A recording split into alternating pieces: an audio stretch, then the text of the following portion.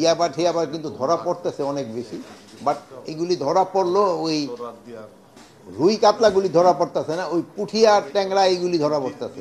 তা আমরা চাচ্ছি যে রুই কাতলাগুলি যেন আইনের আওতায় যত তাড়াতাড়ি নিয়ে আসা যায়। এগুলো না, আপনি ওই আপনার প্রথম স্টেটমেন্টে একটুখানি কারেকশন দরকার হবে যে 5ই আগস্ট এই সরকারের পূর্তি না, এই সরকার হচ্ছে 8ই আগস্ট, 1 বছরে।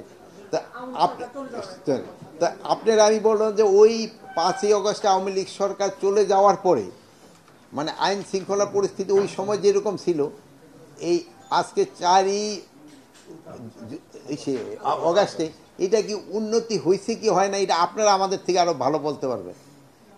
এই আমরা যে সময় এই দায়িত্ব নেই সেই সময় আমাদের এই পুলিশ বাহিনীর পরিস্থিতি কী ছিল, অন্যান্য বাহিনীর অবস্থাটা কী ছিল, এবং দেশের অবস্থাটা কী ছিল, ওই থেকে কি উন্নতি হয়েছে কি হয় না, এটা আপনারা বলেন।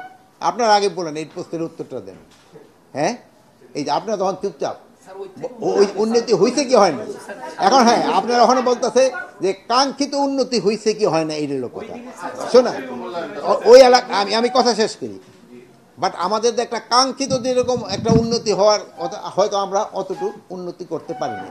আর আমি একটা কথা সবসময় বলি, আমাদের দেশ স্বাধীন হয়েছে কত বছর? 54 বছর। আইন শৃঙ্খলা পরিস্থিতি যে খুব ভালো, এই 54 বছরে আমাদের কোনো মিডিয়ায় বা কোনো কিছুতে বা সাধারণ পারসেপশনও আছে কোথাও যে আমাদের আইন শৃঙ্খলা পরিস্থিতি খুবই ভালো? আমাদের আইন শৃঙ্খলা পরিস্থিতি মানে জনগণের মানে এই ডেভেলপ কান্ট্রিগুলি, স্পেশালি স্ক্যান্ডিনেভিয়ান কান্ট্রিগুলির সাথে তুলনা করেন, আমাদের ওই স্ট্যান্ডার্ডে আমরা কোনো সময় যেতে পারিনি। আমরা হয়তো দোয়া করবো আমরা না পারি, হয়তো ভবিষ্যতে যারা তারা যেন যেতে পারে, আমরা তো ওই স্ট্যান্ডার্ডে যেতে পারি। তো আমরা আমাদের লেভেলের থেকে আমরা চেষ্টা করে যাচ্ছি যতটা উন্নতি করা যায়। এই শোনেন, এই 3ই আগস্ট সম্বন্ধে একটা কিন্তু আতঙ্ক ছিল, 5ই আগস্টের সম্বন্ধে এখানে তো কোনো ধরনের আতঙ্কের কোনো কারণেই নেই। আল্লাহ দিলে সব কিছু, সব প্রোগ্রাম হবে এবং সব ভালোভাবে হয়ে যাবে আল্লাহ দিলে। এটা আপনাদের সাহায্য এবং সহযোগিতা দরকার। আপনারা বিভিন্ন জায়গাও কভার করবেন, আপনারা দেখবেন যে সব কিছু আল্লাহ দিলে ভালোভাবে হয়ে যাবে। সতর্কতা তো সরকার তো সব কিছুর ব্যাপারেই সতর্ক থাকতে হয়। এই সতর্কতার জন্যই তো আমরা এই বিভিন্ন মিটিং টিটিংগুলি করি এবং আপনাদেরও বলি যে আপনারাও আমাদের সাহায্য করেন। মানে বিশেষ বিশেষ অভিযানটা পুরো দেশেই চলতেছে, যেহেতু হয় কি এইটা ইলেকশনের আগ পর্যন্তই চলতে হবে। যেহেতু হয় কি আপনারা তো মানে অস্বীকার করতে উপায় নাই যে আমাদের যে পরিমাণ হাতিয়ার চলে গেছে আমরা তো সব উদ্ধার করতে পারি না। এইগুলো উদ্ধার করার জন্য তো আমাদের চেষ্টা সবসময় জারি আছে, চেষ্টা করতে হয়। কিন্তু হয় কি বিভিন্ন একটা হলো হয় এই সব বিভিন্ন অনুষ্ঠানগুলি হইতে গেলে অন্যান্য ক্রাইমগুলি আবার দিকে, যেহেতু বাহিনীতে একটা আপনারা এক কাজে লাগলে এখন আপনি কোন মিডিয়ার থেকে আসছেন? News twenty. আপনি যেমন এখন এখন যদি আরেক উপদেষ্টা করে আপনি তো যাইতে পারতেছেন না।